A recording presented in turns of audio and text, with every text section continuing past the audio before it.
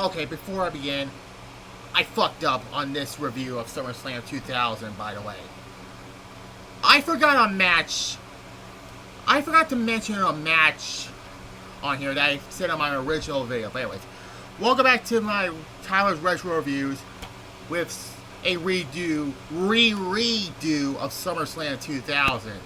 The first, by the way, to have the famous SummerSlam S logo. So, yeah, here we go again. And after this will be the 2005 SummerSlam, like I mentioned before.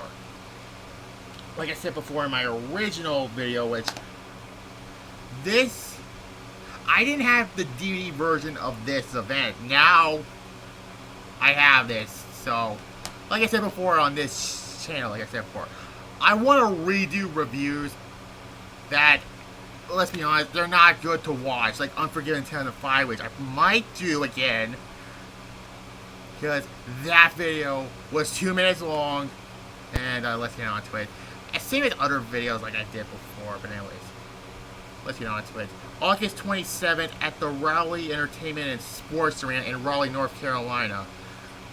So, like I said before, the WWF was kicking WCW's ass at this point, and let's just be honest, they were against the talk shit that is New Blood Rising, which, sooner or later I have to, do that. And, you know, back, like, near the end of my 2000 reviews, remember this? Yes, we're going old school for this. Well, yeah. But anyways, let's get on to it. This was actually a good show, like I said before. I don't have to watch it again, because I already did it for the first take. And, yeah, there was a match I fucked up. Anyways.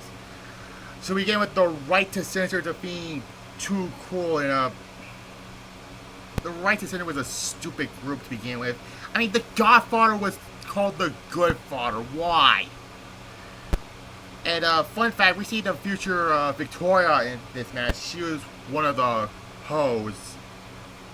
That's kind of fucked up for me to say, but anyways, whatever. A 3. And Rikishi, by a few months later, was revealed to be the one to run down Stone Cold Steve Austin. You know, I did it for The Rock, and he did it for Triple H.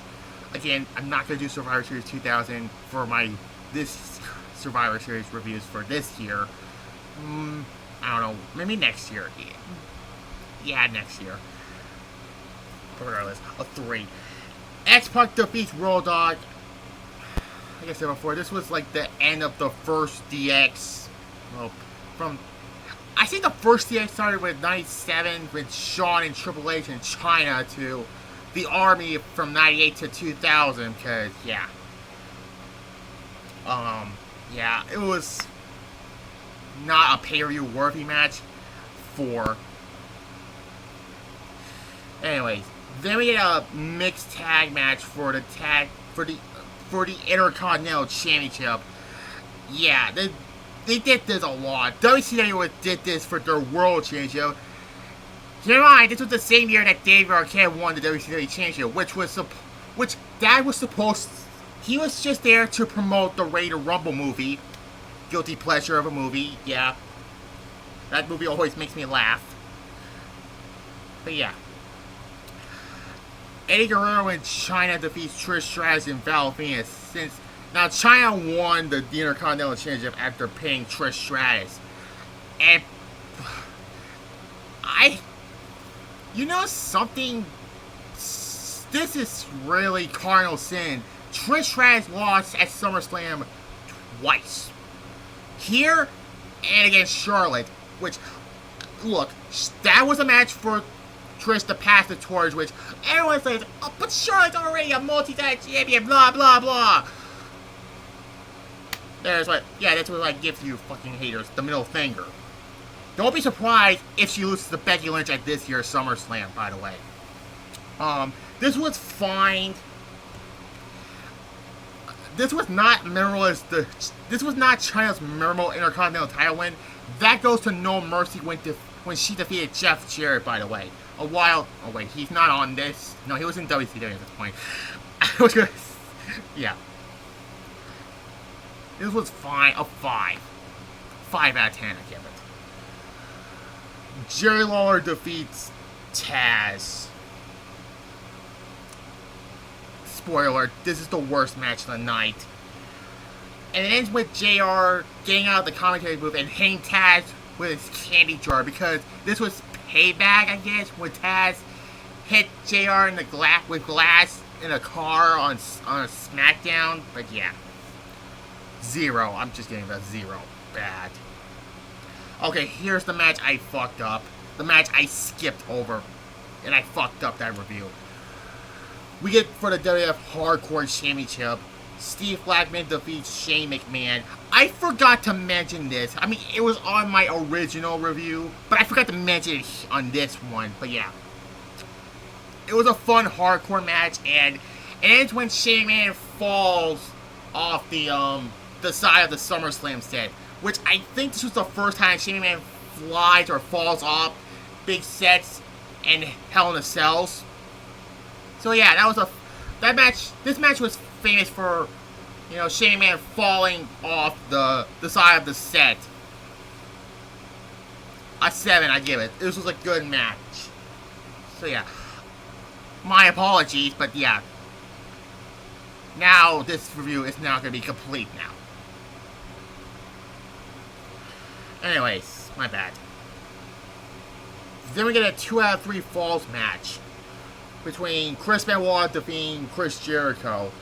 This was a really good match. I mean, and I said this before in my Fully Loaded 2000 review 3 years ago. Sooner or later, I'll probably gonna do that again. Chris Benoit should have beat The Rock. I mean, he was new. He came out of WCW, even though he was the WCW champion, even though it technically wasn't counted. But because Sid's foot was... Well, I'll talk about that sooner or later, but yeah. But he reunited his feud with Jericho. This was a great 2 out of 3 falls match. Great chemistry between these two, so yeah. First fall goes to Benoit, making Jericho tap out to the crossface. Then the second fall, Jericho made Benoit tap out to the walls of Jericho. And then the final fall, Benoit pins Jericho with grasp of the ropes. Grabbing the ropes. My bad. An 8.5 out of 10. And watching Jericho, like, 23 years prior,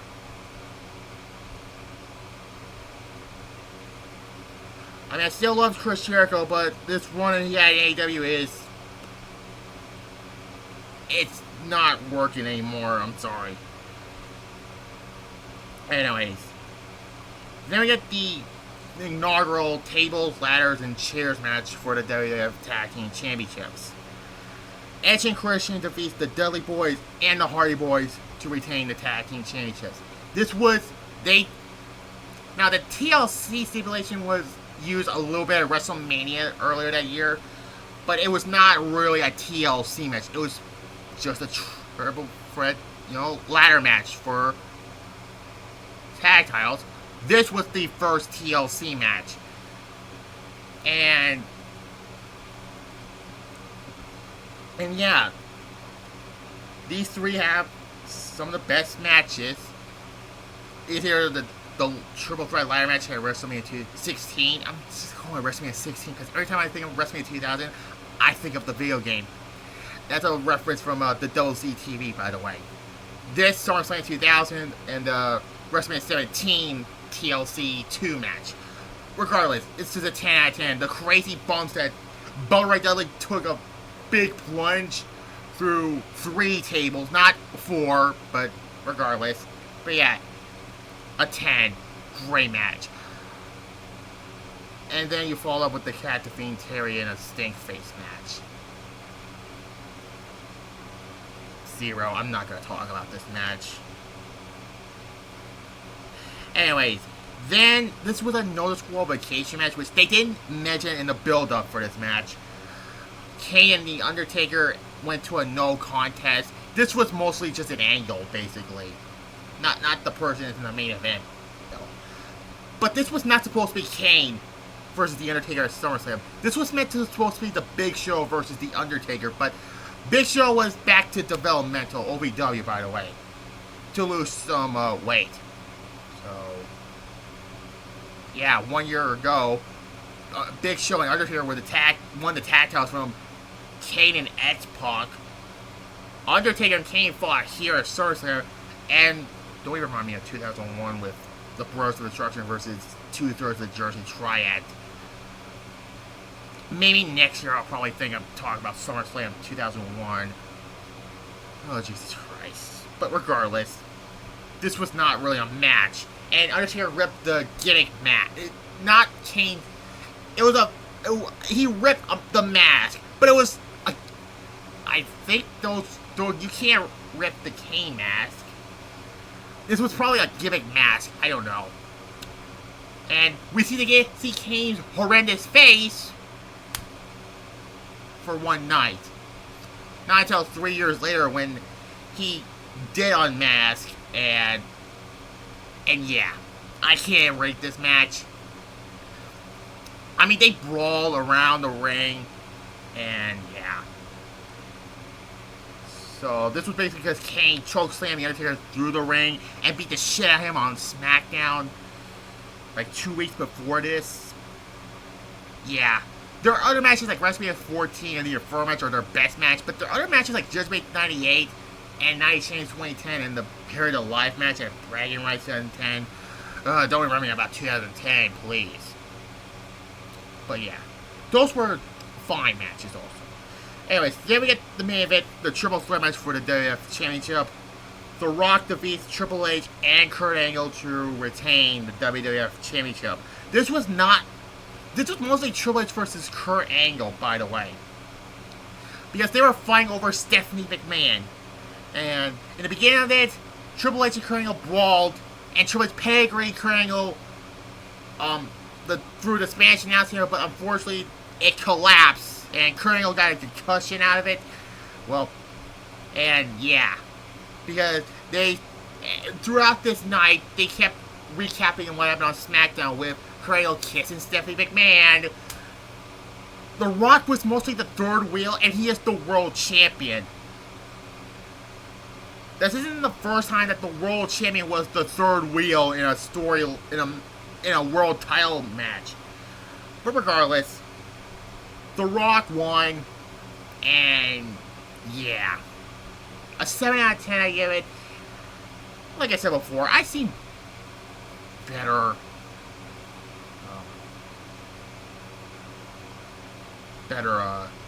SummerSlam matches, main event matches rather. But it was still a good match. So I'm giving it the exact same rating I give it for SummerSlam 2000 at 6.8 out of 10. Yeah, 6.8 out of 10. So next week, the last SummerSlam to talk about is 2005. Hogan versus Michaels, where Shawn Michaels overselled the hell out of Hogan. Oh god. But regardless. So tomorrow I'll do my SmackDown review live. And yeah. Like this, comment, and subscribe to both my channels, and yeah.